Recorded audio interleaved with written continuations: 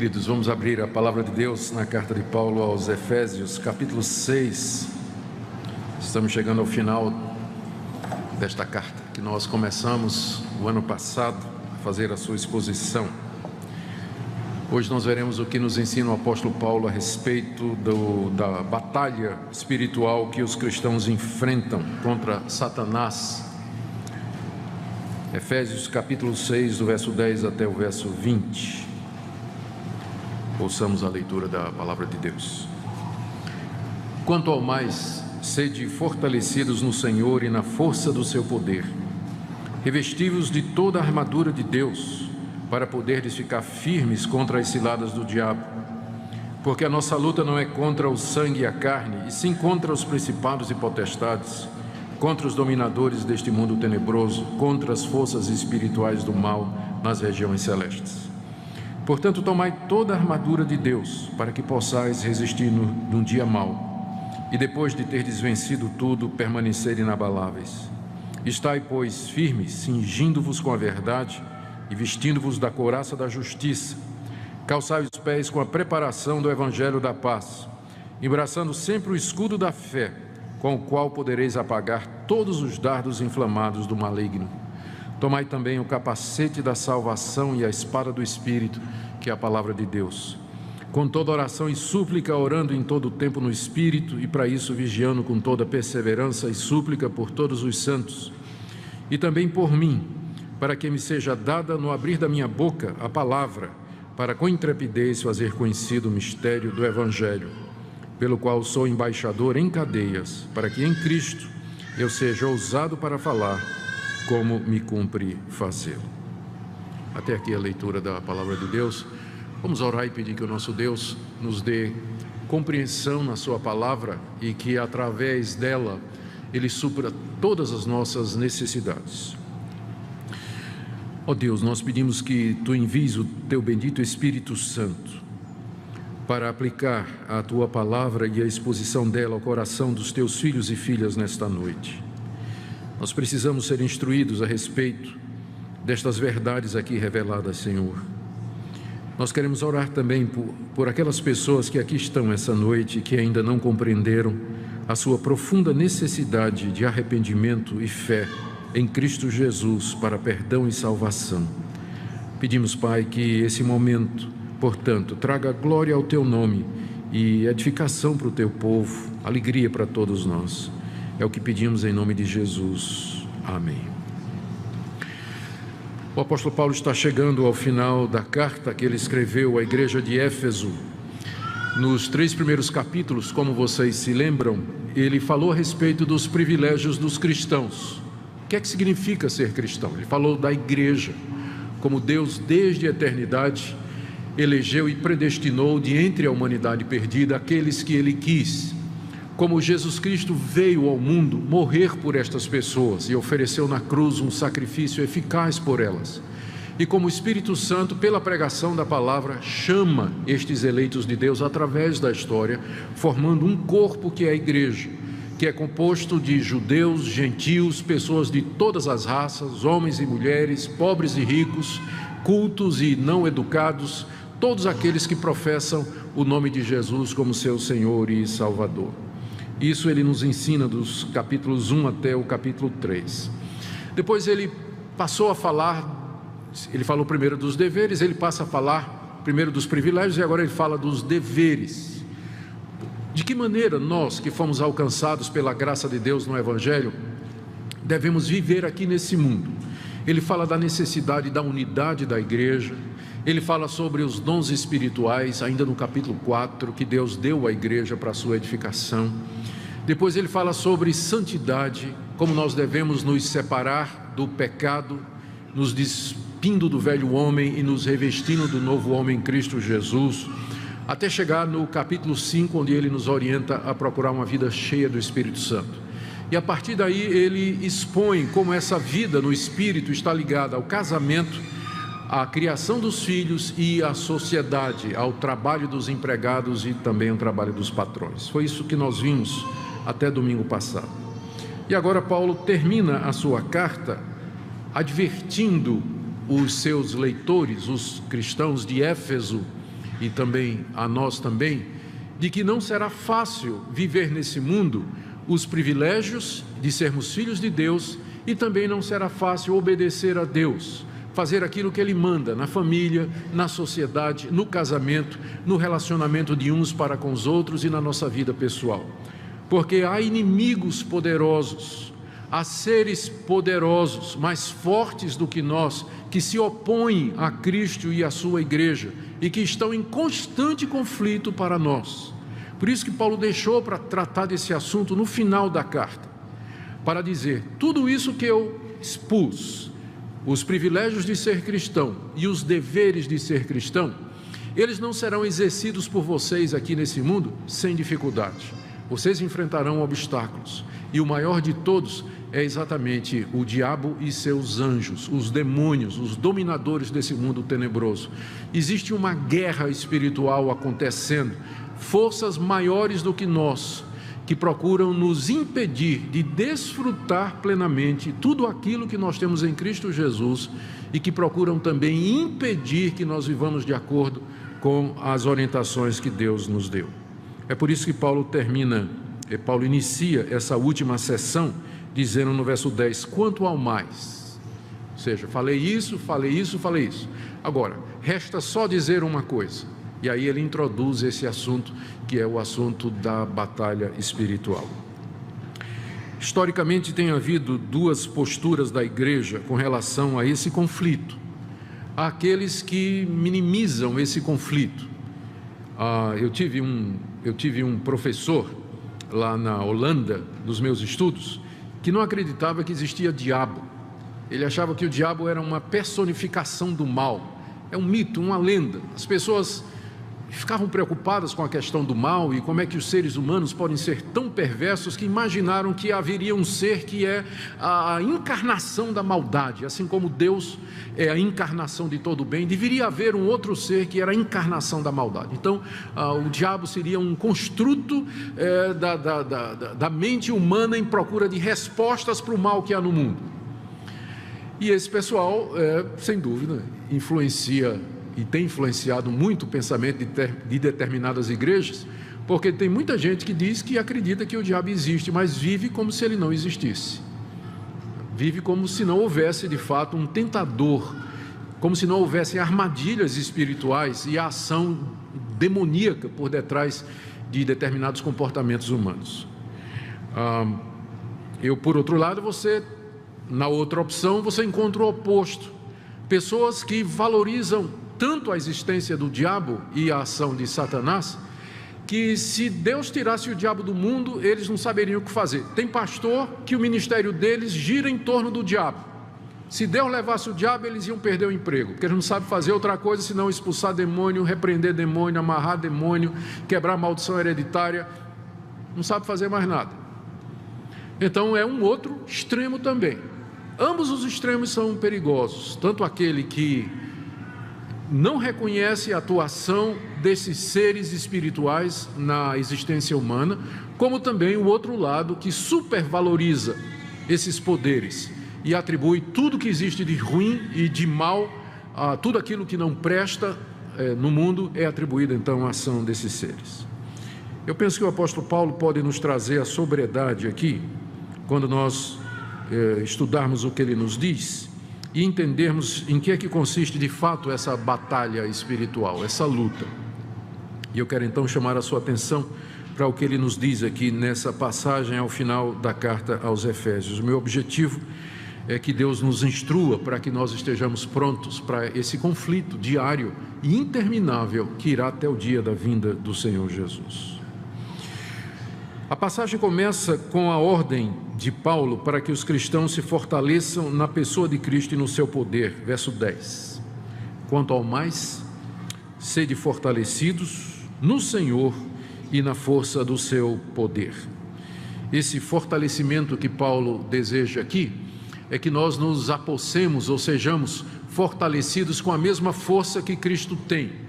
Aqui na carta ele já havia mencionado este poder de Cristo.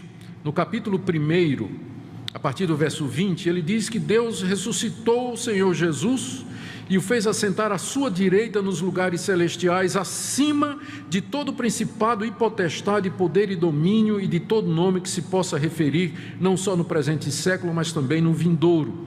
E pôs todas as coisas debaixo dos seus pés, e para ser o cabeça sobre todas as coisas o deu à igreja. A Bíblia nos ensina que Jesus Cristo, Filho de Deus, morto pelos nossos pecados, ressuscitou ao terceiro dia, subiu aos céus, está sentado à direita de Deus e recebeu todo o poder no céu e na terra. Ele está sobre toda a criação e ele tem autoridade sobre toda a criação. Diz o texto aqui no verso 21 que ele recebeu poder acima de todo principado e potestade, poder e domínio e nome que se possa referir, não só no presente século, mas também no vindouro. Ou seja, é a maneira da Bíblia dizer que Jesus é Senhor de toda a criação. Não existe nenhuma criatura que esteja fora do domínio dele. Ele tem autoridade absoluta sobre todos, homens e anjos, caídos ou não, sobre demônios, sobre espíritos maus, todos estão debaixo da autoridade de Jesus Cristo. E essa é uma lição que nós precisamos aprender desde o começo. O diabo, como é descrito em algumas religiões, em algumas manifestações religiosas evangélicas, parece ser um poder independente, igual ao poder de Deus, só que na direção contrária, e que faz o que quer, e Deus apenas tem que vir atrás e consertar o estrago que o diabo fez. Essa não é a visão bíblica. O diabo não é Deus, ele não é um Deus, e ele está debaixo da autoridade de Jesus Cristo. Ele só vai até onde Jesus permite, e ele só faz aquilo que o Senhor Jesus autoriza. Ele está debaixo do governo de Cristo, ele é um destes que está sob o seu domínio e sob o seu poder. Então, nós não devemos pensar no diabo como sendo este poder independente, mas lembrar que ele também está debaixo do governo de Deus e da autoridade de Deus. Só há um Deus, e ele governa sobre todas as coisas, inclusive sobre as forças do mal. Elas não podem fazer absolutamente nada que Deus não permite. E aqui está a nossa segurança e a nossa tranquilidade, saber que de fato Deus reina em Cristo Jesus, e que nenhum mal chega a mim que o meu Deus não permita.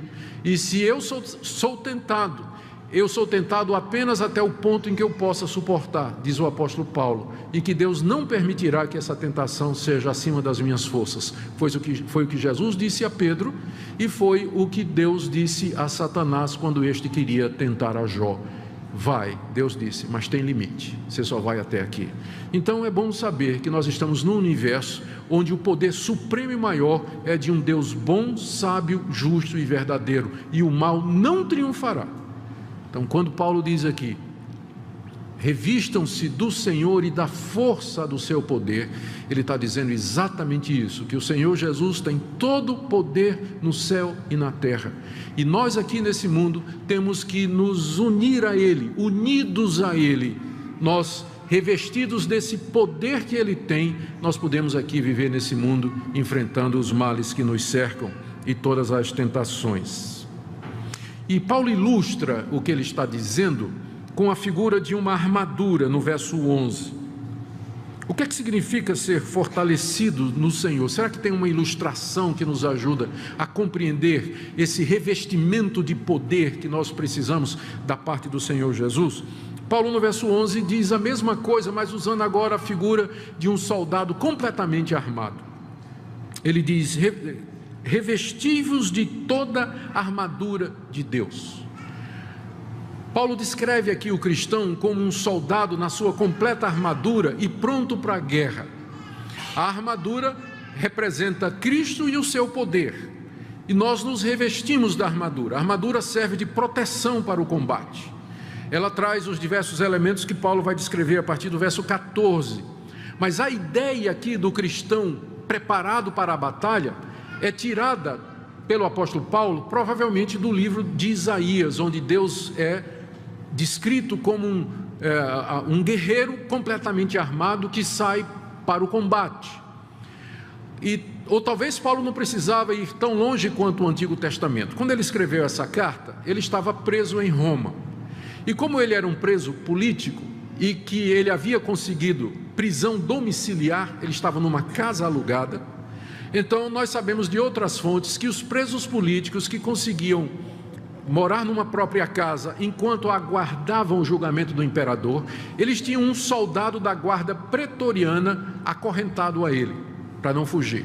Então Paulo provavelmente dormia com um guarda acorrentado de lado, quando ele escreveu isso aqui, não é?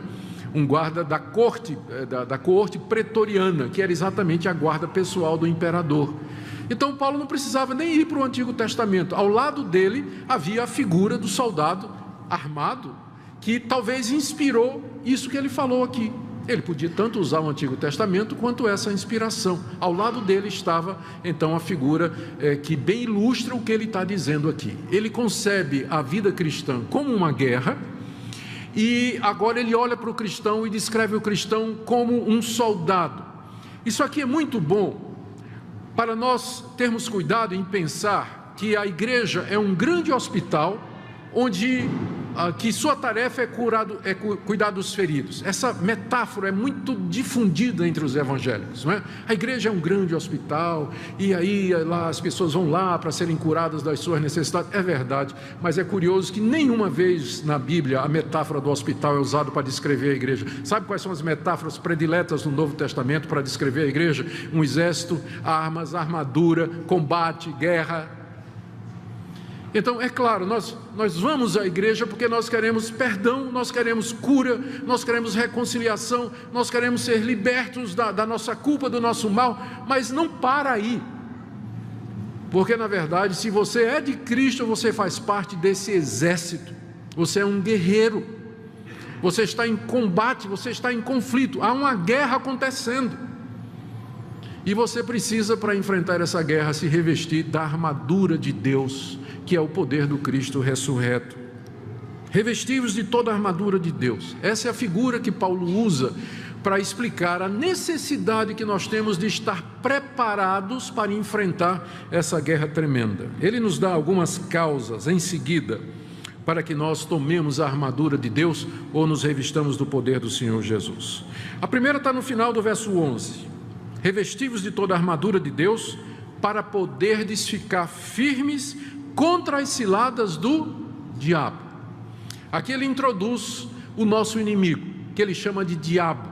Diabo é o nome padrão do Novo Testamento para esse espírito caído, inimigo de Deus, perverso, que tem como objetivo destruir a obra de Deus aqui nesse mundo. A palavra diabo significa acusador e vem de uma raiz grega que significa jogar alguma coisa através. Então a acusação é isso mesmo, você joga palavras através, não é, da distância entre você e a pessoa, as palavras como uma espécie de arma que você lança e acusa a pessoa. Esse é o nome de Satanás, é aquele que fica lançando acusações contra o povo de Deus. Mais adiante Paulo vai se referir aos dardos inflamados do maligno, que diz a mesma coisa, não é? Que se refere exatamente a esta coisa. Esse é o nosso inimigo, ele é chamado de o acusador. Note que o método dele é descrito aqui como ciladas. A palavra grega para cilada é a palavra de onde vem a nossa palavra método, a palavra grega metodeia, de onde vem método, que indica um arranjo sistemático, alguma coisa estabelecida. E uma cilada é exatamente isso, é uma concepção bem organizada e estruturada de como você vai apanhar o seu inimigo. E quando eu era menino, morando lá no Ceará, eu nasci na Paraíba, vivi na Bahia, depois no Ceará e finalmente fui para Pernambuco. Então sou nordestino de verdade, né? Mas eu me lembro do tempo que eu morava no Ceará, meu pai tinha uma fazendinha e tinha lá não era um açude tão grande, mas tinha um açude lá. E eu costumava muito caçar, gostava muito de caçar, quando era permitido, né? Hoje em dia não mais. Caçava passarinhos. E uma das coisas que eu gostava de fazer era pegar passarinho com visgo de jaca. A jaca produz um visgo, né? uma cola. Você não sabe nem o que é jaca, né? Coisa do Nordeste, não é isso? É porque não tem outra ilustração aqui. Bom, mas tudo bem. Mas então a jaca, né? É aquela fruta desse tamanho. Ela tem esse visgo, que é uma cola, é um trem que quando gruda na mão, né? E aí o que é que fazia? Pegava a jaca, tirava o visgo, pegava um galho de árvore seco e revestia aquele galho com o visgo de jaca, subia na árvore e colocava o galho lá naquela árvore que eu sabia que os passarinhos vinham para beber água. E o passarinho chegava, né, completamente feliz da vida, desapercebido, e ele via um bom lugar para pousar, né, e ele aterrissava exatamente no galho. Estava cheio de visgo de jaca. Só restava depois eu subir e pegar o passarinho vivo, né? Aquilo foi um método que foi, a origem não é minha, claro, né? Mas era um método, uma armadilha que foi feita, que se baseava na observação, determinar o lugar, o passarinho vem beber água ali, determinar a árvore ideal que ele escolhe, saber que a jaca tem um visgo que é invisível ao olho nu, mas que vai pegar o passarinho. Há todo um método, há toda uma estratégia, há todo um planejamento. É isso que armadilha significa. E ao dizer que nós temos que tomar a armadura de Deus para poder ficar firmes contra as ciladas, as armadilhas do diabo, o apóstolo Paulo está dizendo que esse inimigo nosso, ele é ardiloso, ele é inteligente, ele nos conhece, ele tem um método, e o alvo dele é nos pegar. O objetivo dele é nos pegar e nos derrubar. Por isso que ele diz aqui, nós temos que ficar firmes. Temos que ficar firmes. Na verdade, ele diz isso aqui 3 vezes. Verso 11, ficai firmes. Final do verso 13, permanecer inabalável, que é o mesmo verbo na língua grega. E no verso 14, no início, estai, pois, firmes. Paulo diz que nós temos que ficar firmes contra estas armadilhas astuciosas, estas ciladas que o acusador das nossas almas arma contra nós. Então essa é a primeira razão que é colocada aqui, para que nós tomemos a armadura de Deus. Supostamente, o apóstolo Paulo está dizendo, se nós estivermos com a armadura de Deus, nós poderemos evitar ser apanhados nessas ciladas que o diabo arma no nosso caminho, na nossa existência aqui. Talvez eu devia, aqui seja o momento de dizer que a visão que Paulo tem dessa batalha, ela é um pouco diferente da perspectiva que é trazida pelo movimento de batalha espiritual hoje. O movimento de batalha espiritual diz que nós precisamos caçar os demônios, saber onde é que eles estão, descobrir os nomes deles, tirá-los dos territórios que eles ocupam, derrubá-los, destroná-los do trono de Satanás, expulsá-los de uma determinada região. Então, a maneira como essa batalha tem sido ensinada na igreja nos últimos 25 anos, 30 anos, que é a data do movimento do surgimento do movimento de batalha espiritual, é que a guerra, a batalha espiritual é um ataque que Satanás tem que fazer aos demônios. Só que eu não estou vendo isso aqui, o que eu estou vendo é o contrário, é o diabo vindo contra mim. A ordem é que eu fique firme. Eu não encontro em nenhum lugar do Novo Testamento, especialmente no livro de Atos, que registra o trabalho dos apóstolos, que o apóstolo Paulo, quando chegava numa igreja para pregar, numa cidade para pregar o evangelho, primeiro ele ia fazer guerra espiritual para saber quem era o demônio daquela cidade, o nome do demônio, amarrar o demônio, destronar, para então ele poder evangelizar. Onde é que tem isso no Novo Testamento? Jesus nunca ensinou isso, os apóstolos nunca ensinaram, não está em lugar nenhum. O que a Bíblia está dizendo é que nós já vencemos, o nosso Cristo já venceu, Ele tem todo o poder no céu e na terra, resta-nos ficar firmes contra o inimigo derrotado que vem ao nosso encontro para fazer o maior estrago que ele puder, mas a vitória já é nossa. Então é uma batalha de resistência. É claro, se nós, à medida que nós pregamos o Evangelho e plantamos igrejas, se aparecerem pessoas possuídas de demônios ou com opressão espiritual, nós vamos mandar sair em nome de Jesus. Mas esse não é um ministério de libertação de demônios. Onde é que tem isso aqui no Novo Testamento? Quarta-feira venham para a igreja que nós vamos ter uma reunião para expelir demônio. Me encontra aqui os apóstolos marcando reunião de libertação de demônio, por favor, no Novo Testamento. Eu creio que pessoas podem ficar possessas de espíritos hoje, mas a minha tarefa não é sair catando, não. Agora, se aparecer, vai sair em nome de Jesus. vai sair em nome de Jesus. Mas não é esse o meu ministério. Meu ministério é anunciar a palavra de Deus. Meu ministério é centrado em Cristo. É esse o ministério da igreja, anunciar a Jesus e Ele vitorioso. As pessoas que formam ministérios em torno disso acabam glorificando quem? Quem acaba sendo o centro do ministério deles? Não. A nossa tarefa é ficar firme. A figura é de um soldado em campo já conquistado e que ele está firme guardando aquele território. E o inimigo derrotado está vindo em guerrilha contra ele, querendo tirá-lo daquela posição. Essa é a figura que nós temos que ter em mente. Eu tenho na minha cabeça uma imagem de há muitos anos passados. Estava na Holanda com minha esposa e filhos, na época em que o Iraque invadiu o Kuwait. E os Estados Unidos vieram em defesa e a Força Aérea dos Estados Unidos bombardeou as forças militares do Iraque, quebrou a espinha dorsal do exército iraquiano e os iraquianos tiveram que se retirar do Kuwait. Eles tiveram que sair. E a figura que eu tenho é na televisão as imagens de poços de petróleo incendiados pelos iraquianos quando eles batiam em retirada. Eles perderam o domínio sobre o Kuwait. Mas ao fugir, eles saíram destruindo tudo o que eles podiam, inclusive tocando fogo nos poços de petróleo do Kuwait. Essa é uma figura que eu gosto de usar para ilustrar o que é que nós estamos enfrentando aqui. Um inimigo que já foi derrotado, porque o Senhor Jesus tem todo o poder no céu e na terra. Ele venceu os principados e potestades. Então, Satanás é um inimigo derrotado, mas ele vai fazer o estrago que ele puder, até aquele grande dia em que o Senhor Jesus vier em glória, e Satanás então será lançado no lago que arde com fogo e enxofre. Por isso, irmãos, diz o apóstolo Paulo, revesti-vos de toda a armadura de Deus, para poderes ficar firmes contra as ciladas do diabo. É ele que está vindo, ele que está vindo contra nós. A segunda razão que Paulo diz, ou dá, para que nós tomemos a armadura de Deus e nos vistamos da força do Senhor Jesus, é a natureza dos nossos inimigos, que ele já preanunciou ao chamá-lo de diabo.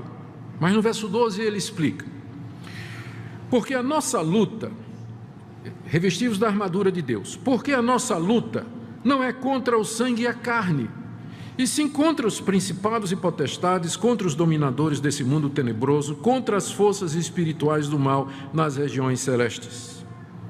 Portanto, tomai toda a armadura de Deus. A razão pela qual eu tenho que me revestir do poder de Cristo nesse mundo, viver unido ao meu Salvador vitorioso, como um soldado que está vestido de uma armadura, é porque os inimigos que eu tenho para enfrentar, eles são muito maiores do que eu, e eu não posso vencê-los na minha força. Os meus inimigos, diz Paulo aqui, o nosso inimigo, a nossa luta, no verso 12, não é contra o sangue e a carne, ou seja, não é contra pessoas de sangue, carne e ossos como nós. A nossa luta não é contra os nossos semelhantes. E é interessante que Paulo tenha dito isso quando ele estava preso lá em Roma. Ele estava preso em Roma. O imperador é inimigo dele e do cristianismo. Os judeus que denunciaram Paulo eram inimigos da fé em Cristo Jesus. Mas Paulo olha para o imperador, ele olha para aquele vasto império romano com sua arrogância, sua idolatria, e ele vê um poder maior por detrás do imperador e daquele império gigantesco. E ele diz: queridos, não pensem que a nossa luta é contra seres humanos, porque se fosse, não é? Então nós usaríamos armas humanas, nós pegaríamos na espada talvez, ou enfim, usaríamos estratégias militares. Não, mas a nossa luta é contra poderes que vão além da realidade humana, que Paulo descreve aqui como sendo principados e potestades, dominadores desse mundo tenebroso, forças espiritual do mal nas regiões celestes. Regiões celestes é uma expressão que Paulo usa somente aqui na carta aos Efésios, e que designa esse mundo espiritual que nos cerca, esse mundo invisível, onde o nosso Deus habita e onde transitam os anjos e demônios, e onde se dá, é um mundo espiritual que interpenetra com a nossa realidade humana, essa realidade invisível que nos cerca. Esses seres, eles habitam essa região, esse espaço que intersecta com o nosso, né? Essa realidade invisível que está ao nosso redor. Por isso que eles são chamados aqui de forças espirituais do mal. Espirituais no sentido de que eles não têm corpos como nós temos. Eles são seres imateriais, poderosos, são designados aqui como forças. Eles têm o domínio desse mundo tenebroso. Paulo aqui na carta se refere pelo menos 2 vezes ao mundo presente como estando debaixo de trevas. Veja aí o capítulo 2, de 1 em diante. Ele vos deu vida, estando vós mortos nos vossos delitos e pecados, nos quais andastes outrora, segundo o curso desse mundo, segundo o príncipe da potestade do ar, ou seja, o príncipe dos poderes aéreos ou invisíveis, o espírito que agora atua nos filhos da desobediência. Paulo já tinha se referido ao diabo na carta, dizendo que ele é esse espírito, ele é o príncipe dos poderes aéreos que atua nos filhos da desobediência. É interessante que logo no capítulo anterior, no capítulo 1, ele falou do Espírito Santo atuando nos filhos de Deus, mediante Jesus Cristo. E agora ele fala do diabo atuando nos filhos da desobediência, que são aqueles incrédulos, aqueles que estão nos seus pecados e que não se arrependeram ainda, mediante a fé em Jesus, para serem salvos e perdoados. A ponto de Lutero uma vez ter dito que o homem é uma besta, ou ele é montado por Deus ou pelo diabo. Se você é de Deus em Cristo Jesus, o poder que atua em você é do Espírito Santo. Mas se você não é de Cristo, se você está nos seus pecados, esse príncipe dos poderes aéreos atua na sua vida. E diz ele aqui, não é, que escraviza segundo as inclinações da carne e dos pensamentos. Mais adiante, no capítulo 4, o apóstolo Paulo diz que a gente não deve andar como andam os gentios, aqueles que não creem no Senhor Jesus, na vaidade dos seus pensamentos, obscurecidos do entendimento, alheios à vida de Deus, por causa da ignorância em que vivem, pela dureza do coração, e que se tornaram insensíveis e se entregaram à dissolução para cometer toda a sorte de impureza. Ou seja, essa humanidade sem Deus, a humanidade que virou as costas para Deus, cega, surda, que não quer ouvir a Deus, andando na teimosia do seu coração, esses poderes governam essas pessoas, atuam nestas pessoas, iludindo, aumentando ainda mais as trevas do coração delas, encaminhando-as para falsos deuses, provocando a idolatria, levando-as a uma vida dissoluta, até que finalmente essas pessoas serão levadas à condenação eterna, ao juízo de Deus no inferno, pela ação destes seres. Não é que com isso Paulo está desculpando os pecadores não arrependidos, mas ele está dizendo da existência desses poderes que são os dominadores desse mundo tenebroso e que atuam em todo lugar. Eles atuam na política, atuam nas artes, atuam na música, atuam no lazer, usos e costumes, na literatura, na universidade, na igreja, em todo lugar. Esses poderes estão agindo com astúcia, com o objetivo de destruir a obra de Deus e também destruir a sua própria vida. Essa é a razão pela qual nós temos de tomar a armadura de Deus. Ainda no verso 13, Paulo repete: portanto, ou seja, à luz da realidade dos nossos inimigos, tomai toda a armadura de Deus. E ele diz: para que possais resistir no dia mau. O que é o dia mau? Paulo já havia dito aqui que todos os dias são maus. Veja lá no verso 16 do capítulo 5: remindo o tempo, porque os dias são maus. Mas dentre os dias maus, tem uns que são piores do que os outros. Todos os dias são maus. Ou seja, é assim que Paulo descreve a nossa vida aqui nesse mundo. Dias são maus porque nós estamos nessa realidade marcada pelo pecado, onde o sofrimento existe, onde a incompreensão existe, a violência contra seres humanos, a falta de amor, enfim, tantas coisas, doença, dor e sofrimento. Os dias são maus e sempre serão maus, mas há dias que são piores do que outros. Paulo parece estar se referindo ao fato de que Satanás concentra os seus esforços nas pessoas em determinados períodos. Ou seja, nós sempre estamos sendo tentados de uma forma ou de outra, mas parece que tem dia que o diabo vem com toda a cavalaria. Você lembra de dias assim na sua vida? Que parece que ele resolveu marcar você. Quer dizer, talvez você já tenha uma presunção muito grande você pensar que o diabo veio pessoalmente tentar você. Ele deve estar tentando John Piper, John MacArthur, esse pessoal. Para nós ele manda um demônio de terceira escala, alguma coisa assim, não é?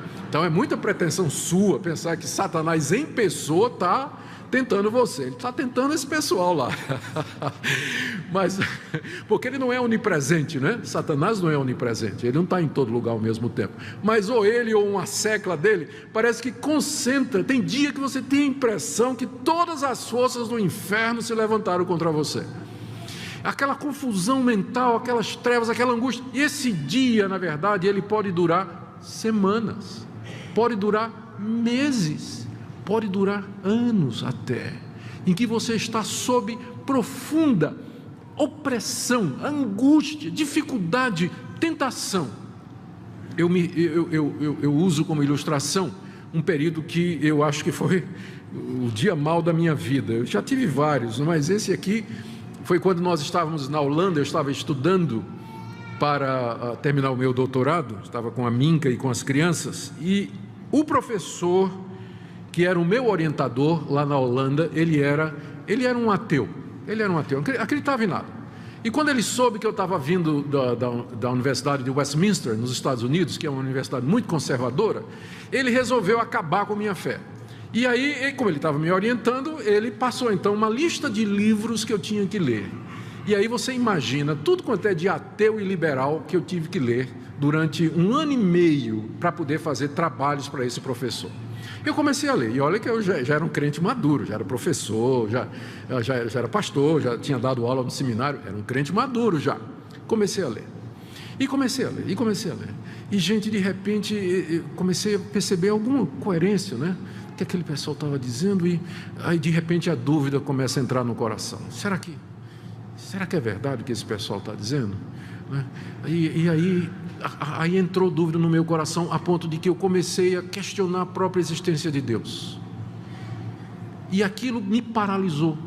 Quando eu me ajoelhava para orar, eu não conseguia orar porque eu não tinha certeza de que tinha gente do outro lado me escutando. E durante 1 mês e meio, esse foi o dia mau, foi o pior dia mau que eu passei. Eu só fazia soluçar, eu não conseguia falar com Deus. E aquela opressão, aquela angústia, a dúvida entrou no meu coração e me questionava, e eu não sabia de nada. Escapei por isso aqui de ser ateu, por isso aqui. Finalmente, em desespero, eu falei com o meu orientador nos Estados Unidos, Dr. Moisés Silva, um cubano naturalizado brasileiro, um homem de Deus. Dr. Moisés, eu estou passando por dificuldade muito grande. Aí ele deu uma risada. Você está lendo o quê? O professor passou isso, ele deu uma risada e disse: leia esse livro aqui, que é antídoto, leia esse aqui. Então, me indicou todas as literaturas, e foi o que Deus usou para terminar o dia mau, não é? A ação daquele professor que me ajudou intelectualmente, e minha mente foi liberta para crer outra vez.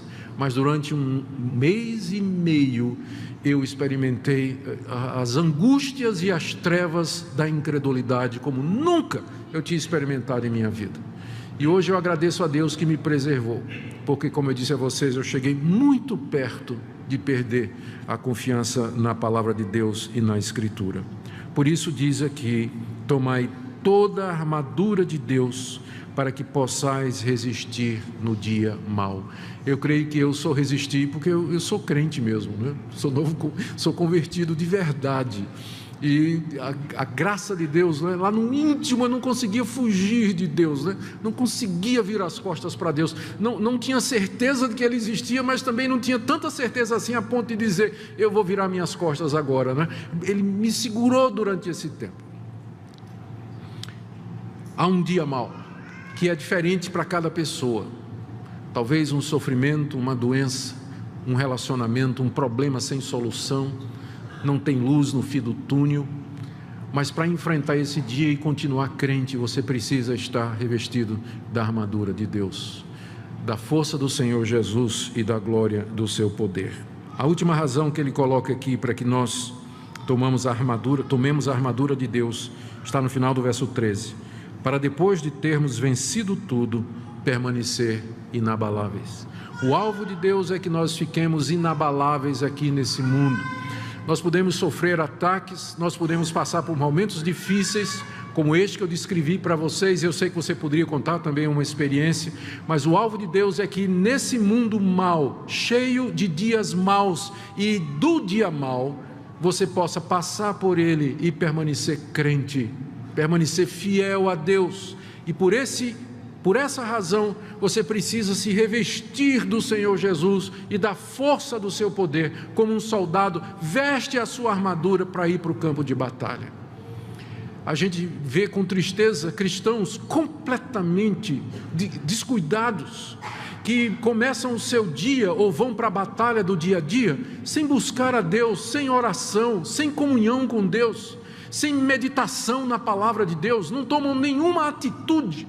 Não é à toa que eles são laçados, não é à toa que são derrubados em problemas morais, em angústias, em erros e tropeços, e às vezes seguem heresias perniciosas, porque são descuidados na sua vida espiritual. A Bíblia é muito clara, você não pode ir contra esses poderes, e você precisa do Senhor Jesus, está revestido dele, senão você é uma vítima fácil, mais uma, que vai cair por causa da ação do diabo.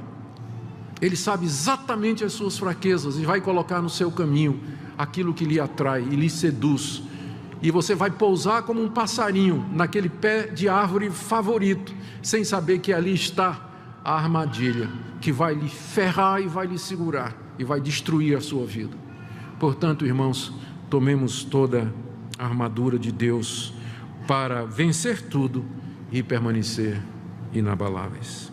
Eu quero terminar aqui com alguns pontos que nós podemos tirar do que vimos até agora. No próximo domingo, querendo Deus, mercê de Deus, nós terminaremos do verso 14 até o verso 20 e terminaremos a carta. Queridos, existe uma batalha acontecendo e você está no meio dela. E você está no meio dela. É uma batalha de natureza espiritual, de natureza invisível.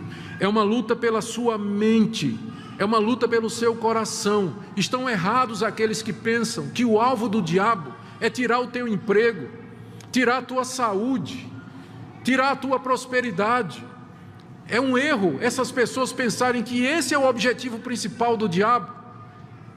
Quem disse, eu te darei todos os reinos desse mundo, não foi Deus, foi Satanás. Se ele quiser, ele pode lhe dar prosperidade, fazer você rico e feliz da vida, desde que ele ganhe a sua alma, desde que ele encaminhe você no erro, desde que ele afaste você de Deus mais e mais. Então é um erro a gente pensar que batalha espiritual é uma luta para você se libertar da pobreza, da doença, dos males temporais que afligem os seres humanos aqui. Estou dizendo que Deus não nos livra destas coisas, mas estou dizendo que é um erro você pensar que o alvo do diabo é esse. O alvo do diabo é sua mente, é o seu entendimento. Ele quer confundir você, ele quer fazer você acreditar na mentira, quer desviar você dos caminhos de Deus. O alvo do diabo é fazer você tropeçar moralmente, você ser infiel com sua mulher, com seu marido, ser desonesto, ser mentiroso. É isso que o diabo quer fazer, ele é o pai da mentira. E se ele fizer isso, ele vai afastar você de Deus e vai destruir a sua vida. Então existe esse conflito, e nós não podemos nos esquecer dele. Mas outra coisa que nós podemos aprender aqui é que a vitória já foi ganha. O Senhor Jesus já triunfou sobre os principados e potestades, e Ele tem todo o poder no céu e na terra. E Deus nos chama, e chama você nessa noite, a que você se revista de Cristo, para que você possa enfrentar essa realidade aqui nos dias maus. Só há uma maneira de você vencer estes poderes, é que você seja de Cristo Jesus, que você seja convertido,